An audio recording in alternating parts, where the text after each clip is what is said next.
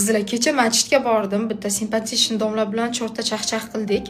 Endi ichimda yig'ilib qolgan savollarim ko'p edi.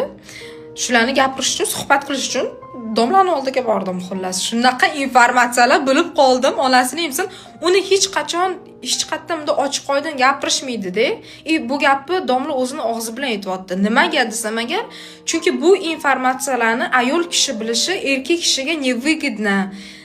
Ayollarni boshqara olmay qolamiz deb, shuning uchun ko'p gapirishmaydi. Shuning uchun sizlarga o'zingizlar Qur'on kitobini o'qib chiqishinglarni tavsiya qilaman. U yerda ayollarning foydasiga gapirilgan gaplar ko'p. Prosta buni aytishmaydi erkaklar deb domla o'zi og'zi bilan aytibdi. Xullas gap bilan bo'lib tema anaqaga keldi. Kelinlarga aytishadi-yu, eringni ota-onasini xizmatini qilsang agar senga savob yoziladi, rozi qilishing kerak u yoq bu yoq deb. Xullas mana shu informatsiya polностью yolg'on ekan. Savob yozilar ekan, lekin sizga emas. Siz eshikdek qaynotangizni xizmatini qilasiz, lekin savob eringizga yozilar ekan. Ya'ni shu yerda ham ana sota eringiz sizdan foyda ko'ryapti.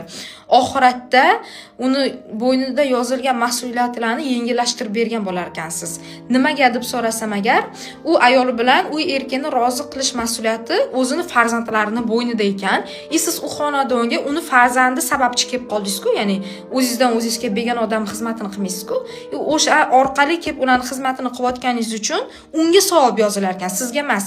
Sizga qachon savob yozilar ekan? O'zingizni eringizni xizmatini qilsangiz, o'zingizni ota-onangizni xizmatini qilsangiz. Man aytibman, qanaqasiga bunaqa birinchi marta eshitibman.